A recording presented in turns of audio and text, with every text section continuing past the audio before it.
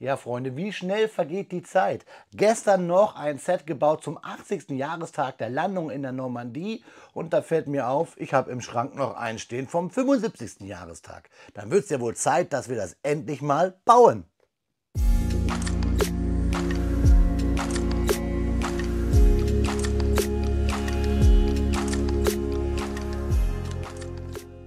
Willkommen in der Nortenklötzchenscheune. Mein Name ist Blockstar und ja, Freunde, 80. Jahrestag, dann muss auf jeden Fall das andere Set auch gebaut werden. Und ihr habt es ja schon am Intro gesehen, wir bauen heute das Set 2464A, den Sherman M4A1 aus 2019. Das Set habe ich mal gebraucht, gekauft. Ich bin gespannt, was sich hier drinnen verbirgt und wie sich dieser Sherman von damals bauen lässt. Ich lade euch jetzt ganz herzlich ein, hier auf meinen Bautisch, dann schauen wir uns den Inhalt dieses Kartons genauer an.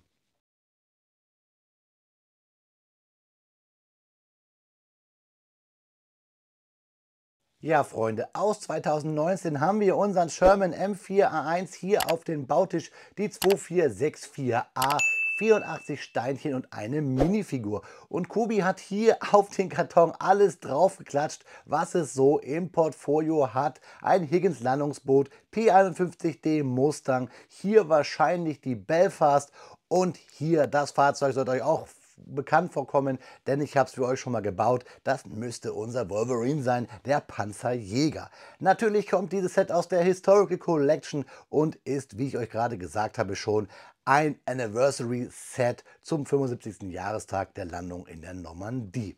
Schauen wir uns die Rückseite an unseres Shermans M4A1. Ich habe euch gesagt, das Set habe ich gebraucht erstanden. Ich weiß aber leider nicht mehr, was sich da drinnen verbirgt, aber das erkunden wir. Wir sehen, dass das Fahrzeug 16,5 cm, Quatsch, 19,5 cm lang wird und 12,5 cm hoch. Wir haben hier Captain Miller des 2. Ranger Battalion, Frankreich 1944, ist ja klar.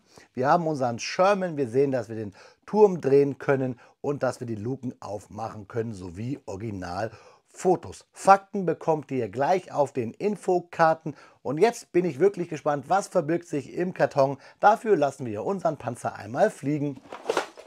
Ja, Freunde, da haben wir den Inhalt auf den Bautisch. Eine große Tüte voller Steine. Es sieht nach sehr wenig aus. 480 sind es ja. Ich kann euch verraten, wenn wir gleich die Anleitung uns anschauen, dass das Set mal 2 große Bauabschnittstüten hatte.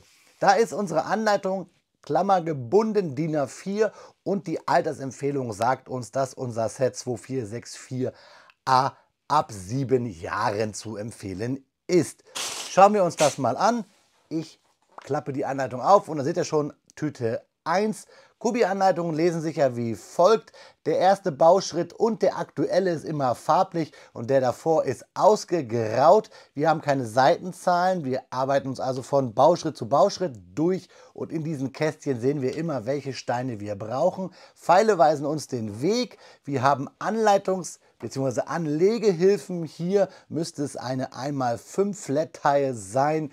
Und wie gesagt, wir haben hier nochmal extra Erklärungen, wie oft wir was bauen oder wo wir was wie aufklemmen. Fertig sind wir dann, ihr seht es hier Tüte 2, mit dem Baustep 77, wenn wir den Turm auf unseren Sherman klemmen. Und damals gab es immer schöne, farbenfrohe Werbung, gibt es heute auch noch, aber damals gab es halt das Sponsoring bzw. die Kooperation mit World of Warships oder World of Tanks. Schaut einfach mal oben auf dem i, da findet ihr die ein oder andere Geschichte, die ich schon gebaut habe von Kubi. Was mir auffällt, ist, dass hier mir wohl die Karte fehlt für das Tabletop-Game, denn hier wird Werbung dafür gemacht. Ich werde mal recherchieren, ob hier eine dabei war. Das erfahren wir aber im Laufe des Videos. Freunde, ich wünsche euch jetzt viel Spaß bei den Fakten und mir beim Klemmen.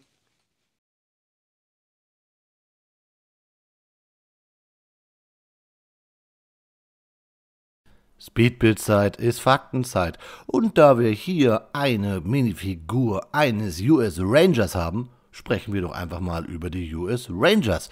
Übrigens, Rangers ist wörtlich übersetzt so etwas wie Förster oder Jäger. Die United States Army Rangers sind eine Elite-Infanterieeinheit des amerikanischen Militärs, die für ihre Schnelligkeit, Beweglichkeit und taktische Effizienz bekannt ist.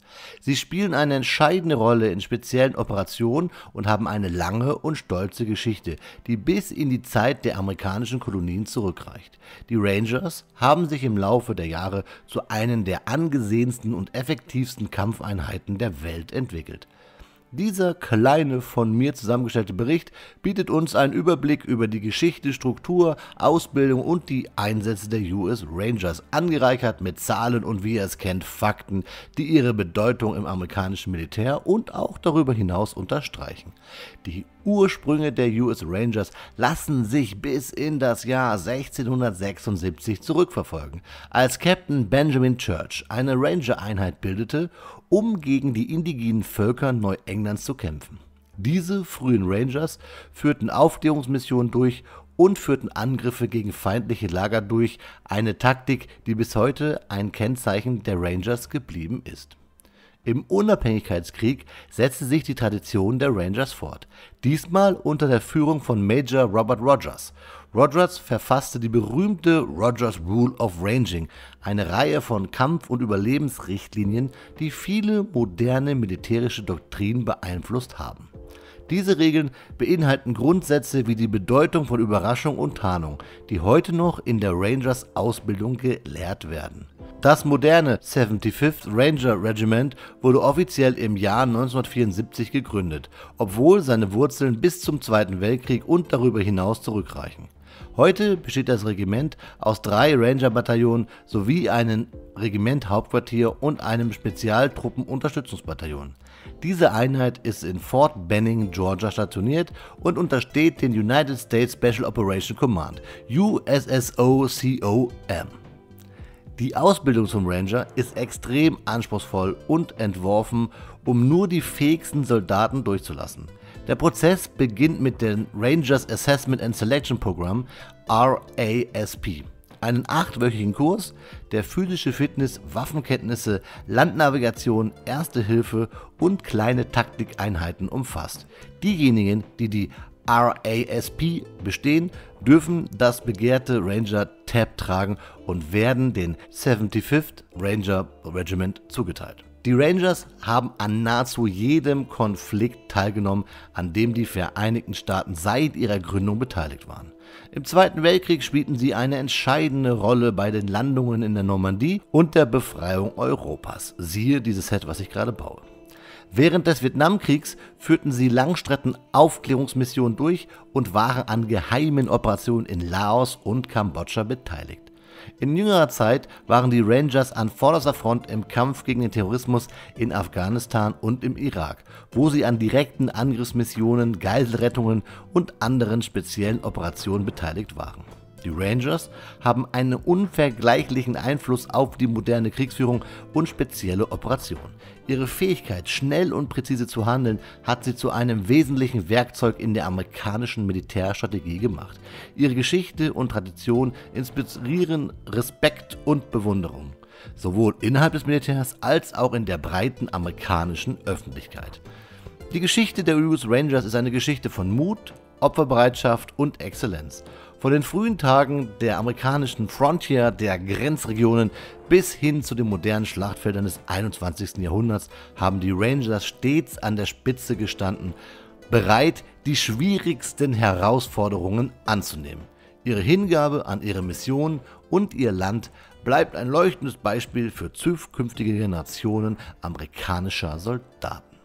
Ja, Freunde, das war ein kleiner, aber feiner Text über die US Rangers und ich finde, dann sollten wir gleich ab ins Klemmbaustein-Review unseres Shermans und unseres Ranger-Figürchen von Kobi. Freunde, viel Spaß dabei.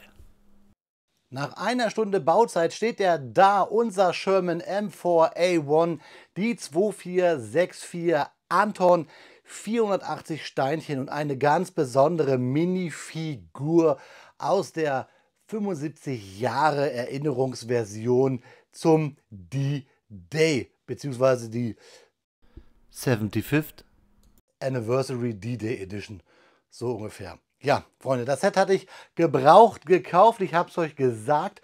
Und wenn man gebraucht kauft, muss man aufpassen, denn in der gebrauchten Version, und beim Speedbuild seht ihr das, war die falsche Figur dabei. Also habe ich mir einfach dieses Fahrzeug noch einmal gekauft, um die richtige Figur zu haben. Denn die ist bei diesem Set ganz besonders wichtig. Ich habe euch noch einmal hier zwei andere Versionen vom Sherman aus meinen Fundus auf den Bautisch gestellt. Einmal eine 1:48 Version und unseren Easy 8, den ich mit ein paar anderen Minifiguren bestückt hatte damals. Würde ich heute, glaube ich, nicht mehr machen. Kobi hat ein breites Portfolio, was Shermans angeht, in der Mache auch bei mir hier für euch, Freunde, denn ich kann euch sagen, dass es ja noch ein Firefly gibt und vielleicht können wir dieses Jahr auch im Rahmen vom D-Day noch auf eine DD-Version hoffen, also auf einen schwimmen- bzw. landungsfähigen Sherman. Wer weiß, wer weiß. Dieses Fahrzeug gab es auch zum Beispiel in der World of Tanks Edition. Das Fahrzeug hat ja viele Drucke und hat die Markierung 3062956. Leider habe ich zu diesem Fahrzeug nichts gefunden. Was ich euch sagen kann, ist, Freunde, ich hatte zum ersten Mal bei einem Set, das ich Gebrauch gekauft hatte, das Gefühl, dass hier die Steinequalität nicht so gut ist. Ich habe mich dann auf die Recherche gemacht und habe gesehen, dass auch andere Content Creator das damals beim Neubau dieses Fahrzeugs schon gesagt haben. Es kann also wirklich sein, dass dieses Fahrzeug schon im Original, also vom OVP, beim Auspacken, beim ersten Bauen, auch schon diese Mängel hatte. Was ich ziemlich krass und schade finde aus dem Hause Kobi. Trotzdem hat er Spaß gemacht zu bauen und er hat etwas typisch ja, Sherman-eske, nenne ich es mal, nämlich eine besondere Bauweise, die viele der älteren Versionen vom Sherman bei Kobi haben, nämlich, dass wir erst hier eine Hälfte bauen. Wir bauen also wirklich so ein Vorderteil und dann bauen wir hier über Hinges das Heck angeschrägt und somit bekommen wir eine schöne schräge Form, diese runde Form, die unser gegossener Sherman ja hat. Und noch eine Sache, Freunde, ich habe euch ja gesagt, dass mir die Karte gefehlt hat und hier bei der Anleitung zum zweiten gekauften Panzer ist dann die Tabletop-Karte dabei. Wie gesagt, ich werde das mit euch bald mal spielen. Ich habe nämlich von euch, und da vielen lieben Dank an die Community, dickes Herz geht raus. Am liebsten würde ich euch jetzt alle abonnieren und bei euch überall Kanalmitglied werden, denn ihr habt mir die Anleitung zu diesem Tabletop-Game von Kobi zukommen lassen und ich denke mal, da wird es dann irgendwann mal bei einem großen Event hier bei mir eine Runde geben oder wir werden mal versuchen, das zu spielen. Vielleicht muss ich dann mit den einen oder anderen von euch da draußen auch noch mal schauen, damit man hier wirklich so ein schönes Partiechen auf den Tisch stellen kann. Oder ich spreche Kobi mal an. Mal schauen, mal schauen. Kommen wir jetzt aber zum Fahrzeug. Steine habe ich keine über gehabt, in dem Sinne, weil ich das Fahrzeug ja Gebrauch gekauft hatte. Das Einzige, was ich über gehabt habe, ist halt diese falsche Figur, beziehungsweise ein 1x4er und 1x3er Brick. Die habe ich aber alle in meine Kobi Steinekiste reingepackt. Vielleicht zeige ich euch die Figur wann anders mal, wenn ich mal eine Roomtour mache oder euch generell mal meine Steinesammlung von Kobi zeige. Schauen wir uns aber jetzt mal hier unseren Sherman M4A1 an, der auch natürlich wie alle Kobi-Panzer der guten alten Zeit, und hier sieht man es auch schön, einen massiven schwarzen Block unten hat. Hier aber, man kann es vielleicht ein bisschen erkennen, mit einer Noppenreihe, die raussticht und an der wir dann nämlich hier diese Formteile für diese typische Sherman-Federung, also dieser A1 bzw. M4A1-Federung anhängen können hier über C-Clamps. Denn zum Beispiel hier bei unseren Easy 8 haben wir ja schon die andere, modernere Aufhängung. Hier sehen wir auch gut diesen Knick, was ich euch gesagt habe, über die Hinge. Wir sehen aber halt auch, dass dieses Fahrzeug viele tolle Drucke hat. Wir haben hier auf unseren Luken Drucke, da können wir auch wirklich Figuren reinpacken. Wir haben den großen Stern. Wir sehen natürlich ein bisschen, dadurch das Fahrzeug gebraucht ist, ein bisschen mehr Patschefingerchen von mir. Wir haben hier eine Luke, die wir auch aufmachen können. Jetzt bräuchte der Blocksy nur Fingernägel, weil ihr wisst ja, Kobi-Bauer haben eigentlich traditionell keine Fingernägel. Hier haben wir den Stern, da haben wir Luken und da haben wir hier nochmal die Typenbezeichnung. Und auch hier hinten haben wir eine angedeutete Luke für den Motorraum, sowie hier unsere Sandsäcke und da hinten haben wir auch nochmal die Luken, um ranzukommen. Ihr seht hier so ein bisschen, ja, dass wir hier gut durchschauen können. Und unten diesen großen, massiven, schwarzen Block. Da fällt unsere Figur auch raus. Hier oben haben wir natürlich auch noch eine Luke. Das will ich euch noch zeigen. Dieses Fahrzeug wirkt sehr klein, kompakt in der Hand, hat aber wirklich Spaß gemacht zu bauen, trotz der ein oder anderen Lockerheit. Was Steine angeht, den Turm zum Beispiel, kriege ich so locker raus wie bei keinem anderen meiner Kobi-Panzer zum Beispiel. Und es fühlt sich auch wirklich einen Tucken weicher an. Hier haben wir die Hinge.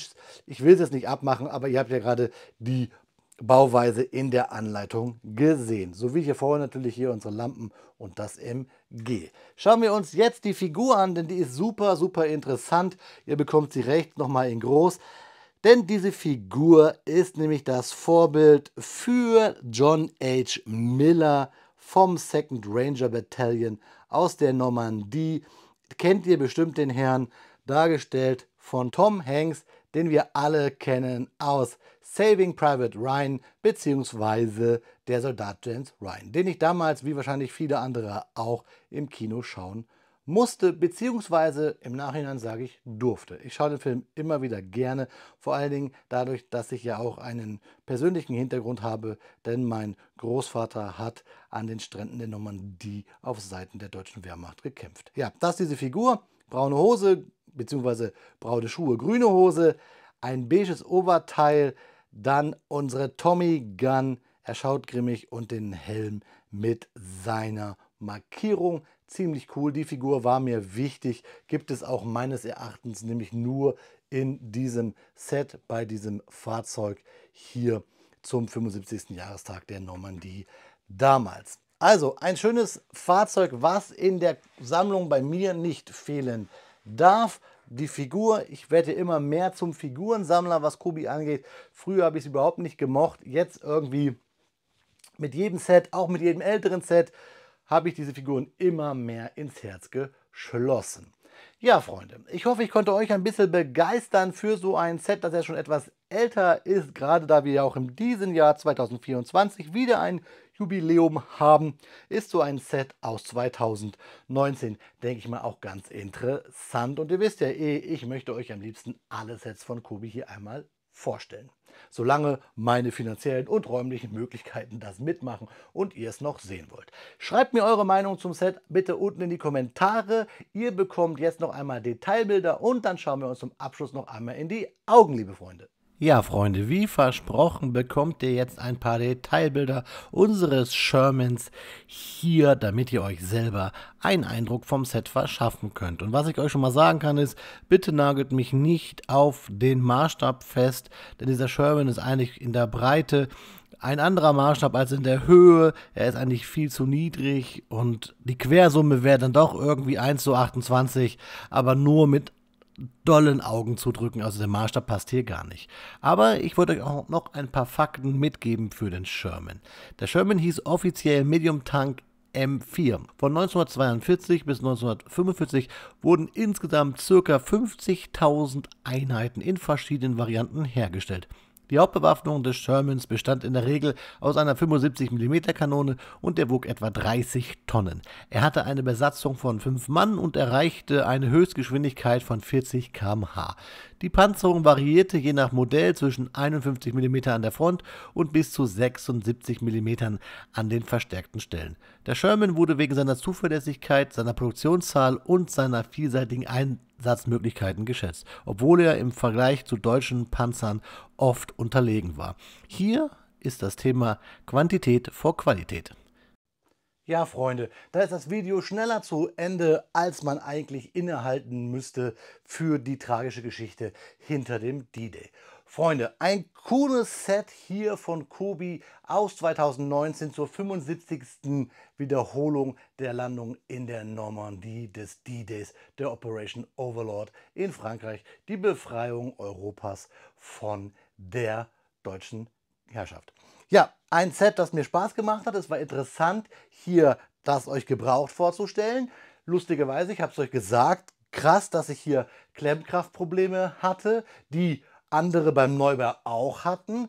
Könnt ihr gerne mal nach googeln, kann ich euch nur empfehlen. Wirklich, wirklich überrascht. Trotzdem steht es gut da, das Set, und bis auf die Ketten hier hinten fällt auch nichts ab und ja, es lässt sich auch einigermaßen gut rollen hier auf meinem Bautisch, was bei diesen kleinen Ketten, die immer ein bisschen auf Spannung sind, gar nicht so der Fall ist. Also ein Set, das Spaß gemacht hat, was für mich aufgrund der Figur wichtig ist und für euch nochmal ein mahnender Hinweis: Wenn ihr gebrauchte Sets kauft, ist ja nicht egal, ob Lego oder Kobi, aber bei Kobi ganz besonders, wenn da besondere Figuren dabei sind, fragt lieber zweimal, dreimal nach und macht es nicht wie ich, kauft es vor 2 Jahren und stellt es jetzt vor, und ja, wer billig kauft, kauft doppelt. In diesem Sinne, Freunde, bitte alles in die Kommentare, was euch zum Video und zum Set einfällt, und natürlich zu mir. Kritik ist immer erwünscht. Bei einem Panzer verbleibe ich dabei. Auf Wiederbauen, gute Fahrt, euer Freund, der Blockster.